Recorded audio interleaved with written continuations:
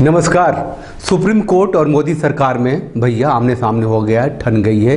ये माननीय जज साहब लोग भी मतलब पूरे पावर में है, कह रहे हैं कि ये मोदी सरकार की ऐसी की तैसी जो हम कॉलेजियम चलाते हैं हम उसी पे बने रहेंगे।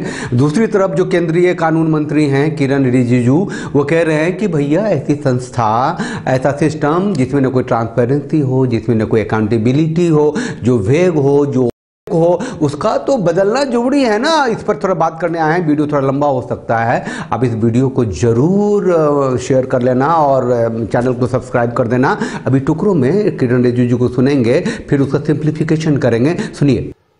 एवरी जज is not right, but every judgement is correct and right because it is a judicial pronouncement. In a democratic setup, nobody can disrespect the judiciary and nobody can disobey a court order. Anything which is alien to the constitution, merely by a decision taken by the court or some judges, how do you expect that the decision will be backed by the people of the country?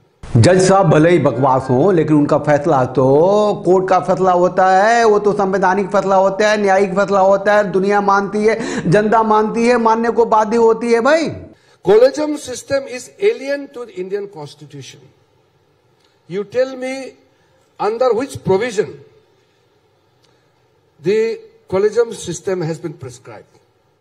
Constitution says that the president shall appoint, means government shall appoint the judges of the Supreme Court and High Court in consultation with the Chief Justice, and for the High Court, the Chief Justice of the High Court. Now, when the collegium system was introduced, which is alien to Indian Constitution, but government of that day and now also, we very well respect the collegium system until or unless it is replaced by a better system. 1991 से पहले जजों साहब की नियुक्ति जो होती थी संविधान के अनुसार होती थी, राष्ट्रपति के द्वारा होती थी, जिसमें कि एडवाइजरी कमेटी में कंसल्टेशन लिया जाता था सुप्रीम कोर्ट के जजों का भी। लेकिन 1991 के बाद से कॉलेजियम से क्यों होने लगी भाई? जब तक कोई नया अच्छा विकल्प नहीं मिल जाता है तभी तक ये कॉलेजियम स्वीकार है। ऐसा तो कह दिया किरण रिजिजू ने, जबकि NJAC बहुत पहले आ गया, उसके बारे में आगे बात करूंगा। As long as the collegium system is prevailing, I have to respect the system. But if you expect the government should merely sign the name to be appointed as a judge just because it is recommended by the collegium, what is the role of government then? What does the word due diligence mean? But I just want to point out that there are loopholes. There are things, people are now raising voices that this system is not transparent, bit of opacity is there, and also there is no accountability. So government is doing certain things which government is expected to do. So never say that government is sitting on the files. Then don't send the files to the government. You appoint yourself, you run the show then. Collegium के तहत क्या किया कि जजों साहब की नियुक्ति कर ली, उसका नाम जो है लिख के दे दिया, भैया सरकार साइन कर दो। सरकार क्यों साइन कर दे भाई? सरकार की क्या भूमिका है उसमें? जज साहब को गड़बड़ सरबड़ निकल गए तो सरकार मतलब क्या, मतलब कौन सी तरीके, ना कोई ट्रांसपेरेंसी है, ना कोई अकाउंटेबिलिटी है, तब कुछ भी है। आपने चुनाव कर लिया जजों के और सरकार को दिया, इस पर साइन कर दो। क्यों साइन कर दो? जज चुन लिए हैं तो काम पे लगाओ जजों को, चलो आगे बढ़ो। 2014 के मई में आई थी मोदी सरकार और अगस्त में लेके चली आई NJAC, national judicial appointment commission लेके आ गई थी। 2015 में उसे पारित भी करा दिया था, राष्ट्रपति से साइन भी हो गया था, लेकिन सुप्रीम कोर्ट ने उसे स्ट्रक डाउन कर दिया कि नहीं भैया ये नहीं चलेगा, अपॉइंटमेंट का कोई चीज, कॉलेजियम ही चलेगा। सुप्रीम कोर्ट में उसको असंवैधानिक करार दे दिया था। सुनिए किरण रिजिजू जी से। If you remember in 2015 when the Parliament of India passed the National Judicial Commission Act, the Supreme Court struck it down. When Supreme Court struck it down, then Supreme Court also should tell what is the better option. They did not tell the better option, but they felt that the old collegium system should continue. कोई better option नहीं दिया। बाप जो है बेटे को जज बनाता रहे या किसी अपनों को जो उसे गुड बुक में उसे जज बनाता रहे, जारी रखा collegium. they decide names on the basis of their understanding about the particular name, and also they consult the consultees. Who are the consultee judges? Now suppose if you are a consultee judge, you will recommend only those names whom you are aware of. They are your acquaintances or they are known to you. Otherwise you won't be recommending somebody whom you don't know. So the basic fault in the system itself is that you don't recommend, even if it's a qualified, fit, good enough and perfect person to be a judge in High Court or Supreme Court, but you can't recommend because you don't know him. अरे माननीय जजों को तो अपना निजाम चलाना होता है, उनकी पहुंच वही तक होती है जिसको कच्चे बनियान बनाते हैं, या फिर मतलब जो आता आसपास रहता है ना भैया, उसी को जिसको जज बनाना रहता है वहीं तक पहुंचेंगे ना वो लोग। ऐसा है कि जब जजों की नियुक्ति पहले वाले जज करेंगे तो पॉलिटिक्स तो होगा, लॉबिंग तो होगी, और फिर पॉलिटिक्स भी होगी। जुडिशरी में पॉलिटिक्स इस हद तक, इस घिनौने दर्जे तक होती है, बाहर नहीं आती है लेकिन होती तो है, बता रहे हैं किरण साहब। And there are lots of politics. The politics what we politicians do is nothing in front of the politics which happens inside judiciary. It is not visible, but it's intense politics there because they are part of the selection process. So they have to involve in certain things which leads to lots of politicking there. So you tell me, judges should spend more time on delivering justice to the people, or they should be spending more time in administrative process? You are listening the best of Law Minister of India किरण रिजिजू। इस collegium को तो भाई लोग हटना ही होगा। There is a convention and it is also being accepted by all that a judge should speak through his judgment. Oral observations have no bearing in the set of things. So my advice to the judges is, don't come into a situation where you will invite criticism. Don't make unnecessary comments and observation.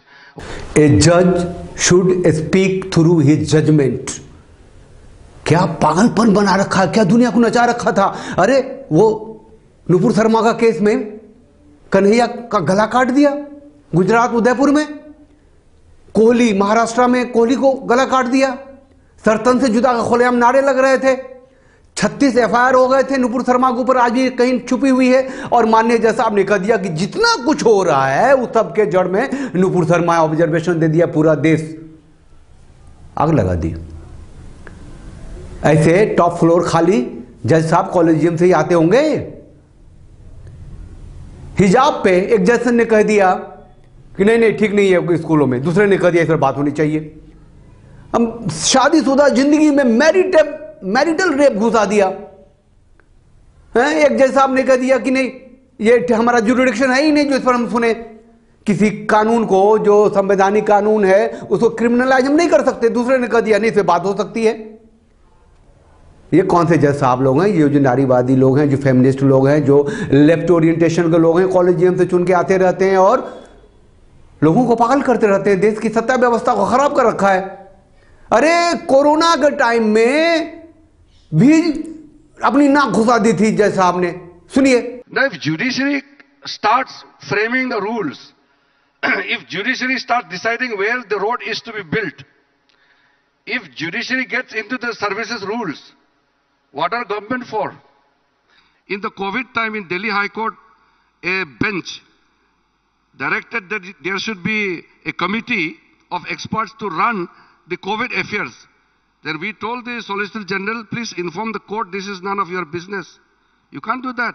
It is the government who is in the best position to take care of the challenges, whatever is coming before us.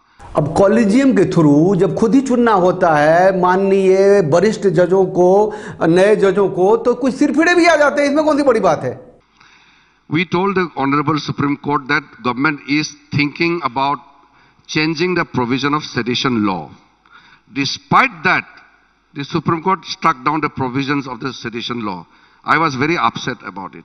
सीधी बात यह है कि जो माननीय हैं, जो जज साहब लोग हैं, वो अपना दायरा बढ़ाना चाहते हैं, वो लिमिटेड रहना ही नहीं चाहते अपने कानून के दायरे में, है ना। इनकलाब जिंदाबाद वो करना चाहते हैं, वो अपने को भगवान मान लेता है। अजीब सिर फिरा लोग है भैया, ये एग्जीक्यूटिव भी है, जुडिशरी भी है, आर्मी है, हर जगह अपनी नाक घुसाओगे क्या। अब ये मोदी सरकार है, वो कहती है कि भैया पारदर्शिता चाहिए, ट्रांसपेरेंसी चाहिए, अकाउंटेबिलिटी चाहिए, कोई वेग नहीं चाहिए, नैरेशन, सब कुछ क्लियर होना चाहिए, संवैधानिक होना चाहिए। पूरे धरती पे, पूरे विश्व में कहीं भी कॉलेजियम के माध्यम से जजों की नियुक्ति नहीं होती, फिर यहां क्यों होगा। और आगे आने वाला जो डर है वो मैं बता दूं कि ये लोग इतने सिर फिरे हैं कि ऑब्जर्वेशन भी देते हैं, जैसे मीडिया में हेडलाइन से चलाया जाता है। अभी बताया था कि वो कोरोना में क्या कर दिया था। अब ऐसी कि नागरिकता कानून जो है वो है सुप्रीम कोर्ट में। अब ऐसा है कि आने वाले समान नागरिकता कानून जाएगा, यूसीसी जाएगा, उसके बाद है कि जनसंख्या नियंत्रण का कानून जाएगा, उसके बाद 370 अभी भी सुप्रीम कोर्ट में है। तो पागलों की तो कमी है नहीं। एक जमाना था जब वो सुप्रीम कोर्ट ने जजमेंट दे दिया था शाहबानो केस में, तो पार्लियामेंट में, संसद में कानून बनाकर उसको खलास किया, हटा दिया। और अब ये लोग क्या कर रहे हैं कि वो संसद से बनाए कानून जो पारित होता है उसको स्ट्रक डाउन करते हैं। सेडिशन को स्ट्रक डाउन कर दिया। क्या मतलब है? 100 साल पुराना कानून है, वो अंग्रेजों के जमाने का कानून है, उसे सरकार ने कहा था कि उसे बदलना है, तो बदलने क्यों नहीं दिया, स्ट्रक डाउन कर दिया। ये कॉलेजियम जो है बहुत खतरनाक होता जा रहा है। देश की जो एकता है, जो अखंडता है, उसे अपनी नाक घुसाने लगे हैं। उनका आइडियोलॉजी दिखने लग गया, उनका ओरिएंटेशन दिखने लग गया, उनका लेफ्टिज्म दिखने लग गया, उनका फेमिनिज्म दिखने लग गया है। कानून वो है जो संसद पास करती है, और जज वो हैं जो संसदीय प्रणाली के तहत जो कानून आता है उस पर अपनी बात करें। विरोध करने वाले जो हैं, इस कॉलेजियम ही रहे, सुप्रीम कोर्ट ठीक है, मोदी सरकार गलत कर रही है, वो सारे कांग्रेसी हैं, लेफ्ट हैं, समाजवादी हैं, मोदी के जो भी राष्ट्रवादी नहीं है, मोदी के विरोधी हैं, वो लोग हैं, चीखते हैं, चिल्लाते हैं, चिल्लाएं। लेकिन भारत की जनता ने जो वोट दे करके पब्लिक रिप्रेजेंटेटिव के माध्यम से जो सरकार बनाई है और वो कॉलेजियम को हटाना चाहती है, तो उसे हटना ही होगा। आप लोग चैनल को लाइक कीजिए, शेयर कीजिए, सब्सक्राइब कीजिए। इसका पार्ट 2 भी बनाना पड़ेगा क्योंकि लंबा हो रहा था। आज के लिए बस इतना ही। न्यायिक प्रक्रिया ठीक होने के कगार पे है, रिफॉर्म होने के कगार पे है। ये जो इतनी लंबी पेंडेंसी है और अय्यासी की वजह से है माननीयों की, वो सब ठीक होने के रास्ते पे है। चलिए आज के लिए बस इतना ही। नमस्कार।